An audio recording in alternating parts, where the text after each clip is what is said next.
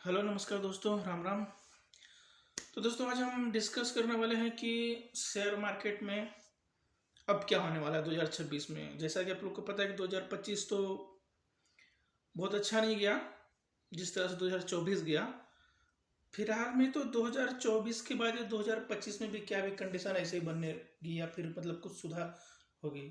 तो 2025 तो निकल गया दोस्तों। अब 2026 के लिए हमको अभी मतलब जिस तरह से बाजार का मूड चल रहा है, जिस तरह से उतार चढ़ाव चल रहा है, कुछ समझ में नहीं आ रहा है लोगों को। नए जो इन्वेस्टर्स हैं वो भी बेचारे घबराए हुए हैं कि आगे क्या करना है। तो इसमें मैं लोगों को यही बोलूँगा कि अपना जो SIP कर रहे हैं वो करते रहें। तो दोस्तों एक वीडियो में आगे बढ़ते हैं इससे पहले एक हम लोग डिस्क्लेमर देते हैं कि मैं कोई सेबी रजिस्टर रिसर्च एनालिसिस नहीं हूँ, ये कोई एडवाइस नहीं है, और ये सिर्फ एजुकेशन पर्पज़ के लिए वीडियो बना रहा हूँ। तो दोस्तों तो अपना इंडियन मार्केट में जो पैनिक चल रहा है 2026 में भी जिस कंडीशन से चल रहा है, तो देखेंगे कि जिस हिसाब से अगर आपको देखो निफ्टी चढ़ा हुआ है उस हिसाब से एक एक स्टॉक में करीब 20-20 25 30-30 50-50% तक गिरावट है। तो दोस्तों हमेशा मैं कहता हूँ कि आप अपने पोर्टफोलियो को डाइवर्सिफाई रखो। मतलब जैसे कहते हैं कि एक ही बास्केट में सारे अंडे नहीं रखने चाहिए आपको। अपने पोर्टफोलियो को पहले बात कि ज़्यादातर आप लार्ज कैप में ही बने रहो, क्योंकि जो शेयर इंडियन शेयर मार्केट का जो दिशा तय करता है ना वो लार्ज कैप ही करता है। फिर उसके बाद आप मिड कैप और स्मॉल कैप, और उसमें कुछ दोस्तों आप है ना रीट को भी रखा करो, इनविट को भी रखा करो। ये रीट जो होता है जो इसमें आपको रिटर्न भी मिलता है और आपको डिविडेंड भी अच्छा मिलता है। इनविट में भी है, डिविडेंड भी अच्छा मिलता है। और थोड़ा गोल्ड और सिल्वर को भी रखा करो। और इस पैनिक में दोस्तों घबराना नहीं चाहिए। ऐसा है कि मार्केट का तो है, नेचर ही है, उतार चढ़ाव तो बना रहता है। लेकिन अगर हम पैनिक में आके अपना हाँ ये है कि आप अगर इक्विटी पे करते हैं तो अगर आपको किसी इक्विटी में 20-25% या 50% का प्रॉफिट है तो थोड़ा थोड़ा बेच के अपने प्रॉफिट मार्जिन को मेंटेन कर सकते हो।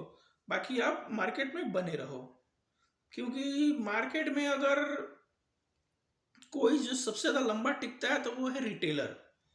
क्योंकि रिटेलर तो ऐसा बंदा है कि वो पूरी 100% अपनी कैपिटल गंवाने को भी रेडी रहता है। तो वो रिस्क तो लेता है लेकिन रिवार्ड लेने से वो घबरा जाता है।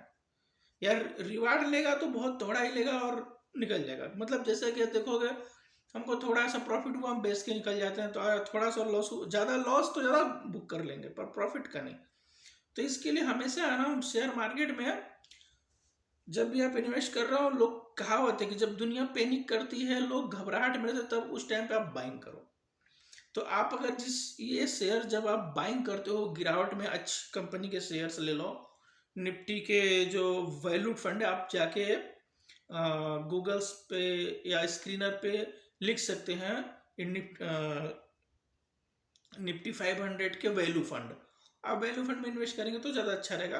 और अक्सर वो फंड आप चूज करिए जिसमें थोड़ा कुछ डिविडेंड भी मिलता हो और अंडर वैल्यूड हो।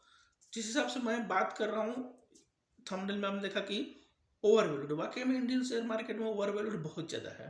अगर आप देखेंगे तो ग्रोथ के हिसाब से भी, और जो नए नए IPO आ रहे हैं उसमें तो 25 P के बात ही नहीं हो रहा है। कोई 400 P, 300 P, 50 P, मतलब एक P बहुत हाई होना ओवर वैल्यूड नहीं कहलाता। मतलब कंपनी का फंडा होता है, लेकिन एक इतना ज़्यादा भी ओवर वैल्यूड की वजह से क्या होता है ना कि फॉरेन इन्वेस्टर्स वो निकल रहे थे इंडियन मार्केट से, और वो निकल भी रहे हैं इस तरह से। जो सबसे FIS बेच रहे हैं ना तो सब लोग पैनिक में आके पड़ गए हैं। तो इसका खामियाजा सबको भुगतना पड़ रहा है, स्पेशली जो रिटेल इन्वेस्टर है उनको।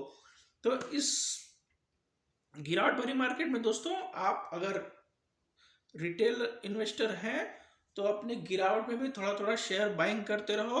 क्योंकि ये जब आप शेयर छोटा छोटा बाइंग करोगे थोड़ा थोड़ा, आप एक साल हो जाएगा आपके शेयर को, जब जिस टाइम पे आपको उसी शेयर में 20% 25% का प्रॉफिट बढ़ेगा तो आप उसको बेचते रहिएगा, प्रॉफिट बुक करते रहिएगा। तो उसमें क्या होगा दोस्तों कि जब आप बेचेंगे तो आपके ऊपर है ना उस टाइम पे STCG नहीं लगेगा, मतलब short term capital gain tax नहीं लगेगा आपके ऊपर, LTCG लगेगा, मतलब long term capital gain tax लगेगा। उसमें आपको क्या, आपको पता है कि STG 20% है और LTCG है जो कि 12.5% है, तो उसमें आपको टैक्स की भी बचत होगी और आपका अपना पोर्टफोलियो जो है वो भी मेंटेन कर सकते हैं। और दूसरी चीज़, अगर आप SIP स्टार्ट कर मतलब किया है, तो देखो दोस्तों, SIP में आप बने रहो। SIP का रूल्स है कि आपको 3 साल तक रिटर्न नहीं मिलता है, ना कि बराबर हो, भले दिखता है आपको। जो SIP का रिटर्न से मिलना चालू होता है ना दोस्तों, वो चौथे साल से मिलना चालू होता है। और SIP में जिस तरह से आप LIC लेके 20 साल 25 साल तक वेट कर लेते हो और उतना लंबा तक आप रुके रहते हो, तो आप SIP में भी रुके रहो, मिनिमम 10 साल दो, आप डरो मत। और SIP भी मैं बोलता हूँ कि अगर आप SIP भी कभी भी करो तो सेक्टोरल फंड में मत करो कभी भी आप, क्योंकि सेक्टोरल फंड जो होता है ना, उनका परफॉर्मेंस अगर आप देखोगे, चलता तो चलता नहीं, तो फिर अगर गिरता है तो बहुत बुरा गिरता है। इसलिए कभी भी आप ज़्यादा करके देखो, जो फंड तो 2 ही 3 ही प्रकार का होता है, एक लार्ज कैप, मिड कैप और स्मॉल कैप, और बाकी उसी में सब अलग अलग चीज़ें होती है, वैल्यूड फंड वगैरह वगैरह सब होता है।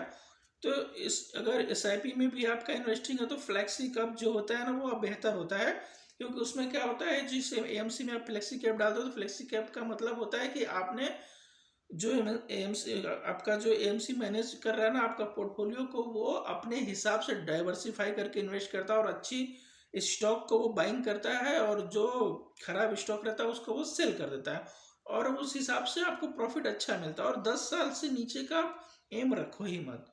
SIP आपको आप स्टार्ट करते रहो, मिनिमम 10 साल प्रॉफिट आपको आना ही आना है, उसमें आपको बिल्कुल भी घबराना नहीं है, बने रहना चाहिए ये, और घबराना बिल्कुल नहीं। देखिए दोस्तों, अगर आपके पास कोई शेयर है अच्छी प्रॉफिट में है, तो आप उसी शेयर में ही गिरावट में बाइंग करिए। मैं अक्सर लोगों को मैं बोलता हूं कि आपको जो शेयर ऑलरेडी गिरे हुए हैं उसमें क्यों खरीदना, मतलब कि जो ऑलरेडी गिर गया है, अगर समझ लो कोई 10% 5% गिरा है तो ठीक है, अगर कोई 30% 40% गिर रहा है तो फिर उसमें मतलब उसको रिकवरी क्यों करना, क्यों और पैसे को उसमें डाल के आप ब्लॉक करोगे। इससे अच्छा कि आपके जो होल्ड शेयर, आपकी जो होल्डिंग्स में जो शेयर आपको ऑलरेडी प्रॉफिट में है, उन्हीं में ही जब गिरावट आए तो आप बाइंग करते रहो। मैं तो यही बोलता हूँ कि आपके पास जो अच्छी शेयर है और जो प्रॉफिटेबल शेयर है, उनके ही हर गिरावट में आप बाइंग करते रहो। उसमें आपको, आप ये करके देखना, आपको प्रॉफिट समझ में आ जाएगा। क्योंकि मैं एक्चुअली खुद भी ऐसे ही करता हूँ, मैं ये नहीं कि मेरा कोई, मेरे होल्डिंग में कोई शेयर है और वो 15-20% गिर गया है तो मैं उसको वापस से एवरेज करूँ। मैं करता हूँ, ऐसा नहीं है, पर उतना नहीं करता। मैं उस शेयर में ज़्यादा एवरेजिंग करता हूँ जिसमें मुझे प्रॉफिट ऑलरेडी है, और मेरा प्रॉफिट उसमें मैं मैनेज करता रहता हूँ। तो आपको घबराना नहीं है दोस्तों। और रही बात अपना जो इंडियन मार्केट है, ये देखो एक्चुअली काफ़ी हद तक अमेरिका के जो शेयर मार्केट है उस पर ही डिपेंड करता है काफ़ी हद तक। अमेरिका का जो शेयर मार्केट है वो इंडियन मार्केट को नहीं, दुनिया के मार्केटों को भी काफ़ी हद तक मेंटेन करता है। तो अमेरिका के जो राष्ट्रपति है उनको देखो, अभी जो वो उनका जो भी व्यक्तिगत विचार है वो तो बड़े अजीब से सबको समझ में आ रहा है कि वो लोग क्या कर रहे हैं। तो उनका जो टैरिफ वगैरह लगाना है, जो अभी तो 10% उन्होंने यूरोप के ऊपर लगा और 25% लगाने की बात करो, तो इसका इफेक्ट भी आएगा कुछ शॉर्ट टर्म के लिए, लेकिन लॉन्ग टर्म के लिए नहीं रहेगा। ये ज़्यादा दिन तक नहीं चलता, क्योंकि सबको मार्केट में सर्वाइव करना रहता है, चाहे वो अमेरिका हो, जो देश जितना बड़ा होता है, जिसकी इकोनॉमी जितनी बड़ी होती है उसके खर्च भी उतने बड़े होते हैं, तो उसको मैनेज करना पड़ता है। तो वो लोग भी ज़्यादा दिन तक सर्वाइव नहीं कर सकते इस तरह से लोगों के ऊपर टैरिफ लगा के। तो वो लोग को भी चल रहा है ये, और वो जिस हिसाब से अमेरिकी राष्ट्रपति का व्यवहार चल रहा है, तो शेयर मार्केट में थोड़ा टाइम तक पैनिक बना रहेगा। उस टाइम पे अगर आपको लगता है कि, तो है थोड़ा बहुत रहेगा, लेकिन इतना नहीं रहेगा, क्योंकि इंडियन शेयर मार्केट में FI सबसे ज़्यादा अगर कोई होल्ड करता है तो वो करता है आपका म्यूचुअल फंड्स वाले हो गए आपके, और मतलब सबसे ज़्यादा तो प्रमोटर होते हैं, प्रमोटर के बाद आपके FIs होते हैं, FIs के बाद आपके DIs होते हैं, फिर उसके बाद रिटेलर्स होते हैं। लेकिन जिस हिसाब से लोगों के SIP के माध्यम से जो इंडियन शेयर मार्केट में पैसे आ रहे हैं, वो आप देख रहे हो कि रिकॉर्ड हाई पे आ रहा है। अभी तो 30,000 करोड़ 31,000 करोड़ के ऊपर दिसंबर में चला गया। तो ये जो एसआईपी का पैसा है ना, ये इंडियन शेयर मार्केट के लिए एक वरदान साबित हो रहा है। अगर आप देखोगे जिस हिसाब से 2024 के अक्टूबर से मार्केट गिरा था और 2025 के अप्रैल तक मार्केट में एक एक शेयर में तो 25%, मतलब 30-40 इतना गिर गए कि वो आज तक उस लेवल तक गए नहीं, उतना गिरावट तक गए नहीं।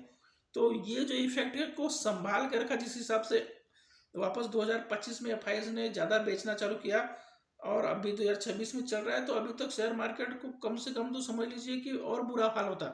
लेकिन ये है कि जो एसआईपी से जो पैसे आ रहे हैं उससे वो मार्केट टिक जा रहा है और चल रहा है।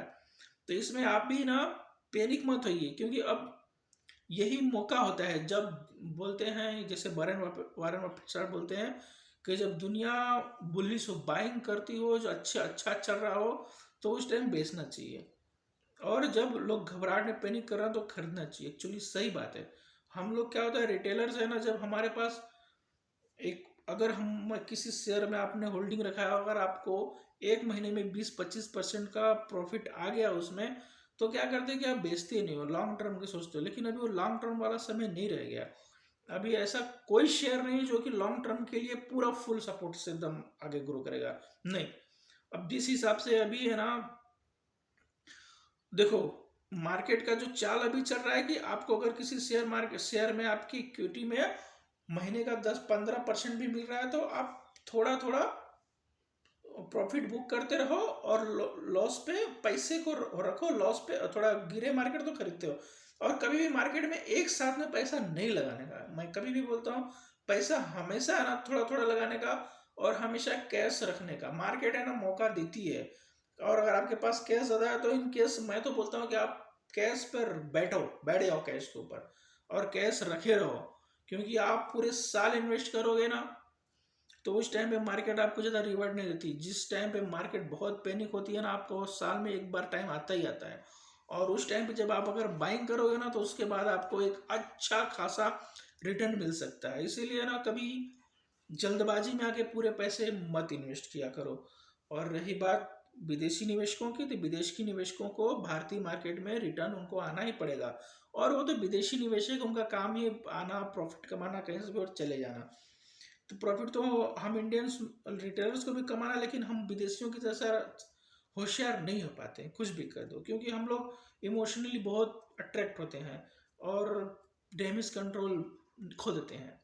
तो इसके लिए दोस्तों आप लोग मार्केट में बने रहो और हर गिरावट में बाइंग करो, और जब मार्केट भागता है ऊपर तो आप थोड़ा थोड़ा प्रॉफिट बुक करते रहो। क्या होता है कि और ज़्यादा शेयर, अगर आप रिटेल इन्वेस्टर है तो आप बहुत ज़्यादा कंपनियों के शेयर मत लीजिए। आप ज़्यादा ज़्यादा 15-20 कंपनियों के अच्छे शेयर लीजिए और उसी में आपको गिरावट में खरीदते रहिए। और अप सर्किट जब अप सर्किट होता है, अच्छी प्रॉफिट आती है तो बुक करते रहिए। क्योंकि मार्केट में अब ये लॉन्ग टाइम जैसा कुछ नहीं रह गया है जब ये लॉन्ग टाइम चलता था। क्योंकि कोविड के बाद से अब शेयर मार्केट में पहले आप देखोगे तो बहुत कम लोग इन्वेस्ट करते थे, तो वो चल जाता था। अभी क्या है ना, बहुत लोग इन्वेस्ट करने लगे हैं शेयर मार्केट में, और वो हर रोज देखो, रोज शेयर मार्केट में जो बना रहता है ना, उसको नई नई चीज़ें पता चलती रहती है कि मार्केट से पैसा कैसे बनाना है। उसको नई नई तरकीबें चीज़ें पता चलती है, तो लोग नया नया सीखते हैं, और लोग सीखते जाते हैं तो लॉन्ग टर्म का जो है वो झुंझुना हो गया दोस्तों।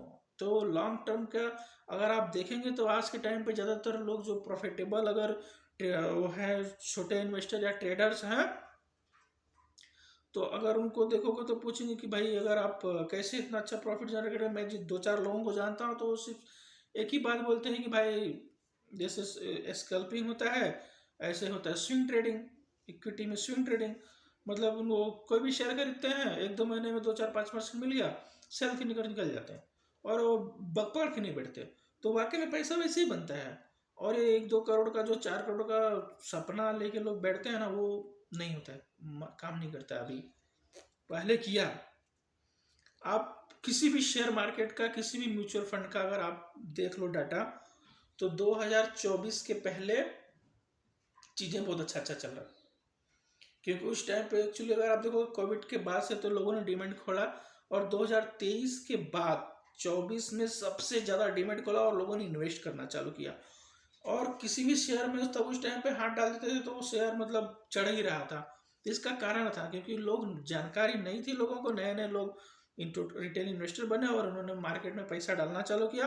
तो अब लोगों को मार्केट में देखो क्या होता है कि जब कोई अपना नुकसान करा लेता है, नुकसान कराने के बाद उसको चीज़ें रियलाइज होती हैं और चीज़ें उसको नया सीखना पड़ता है। जैसे हमने खुद अपना नुकसान किया, हमने सीखा, आज मेरे भले मार्केट गिरता है लेकिन मेरे स्टॉक्स में, मेरे पोर्टफोलियो में उतना लॉस नहीं रहता क्योंकि मेरी जो पोर्टफोलियो है वो खुद सबसे ज़्यादा मेरे पास रीट है, इनविट है, फिर लार्ज कैप के शेयर है, और उसके बाद मेरे पास अगर ऑटो के शेयर हैं, फाइनेंस है, बैंकिंग है, और गोल्ड, तो गोल्ड सिल्वर तो मैंने नहीं लिया है लेकिन ये भी लेना चाहिए।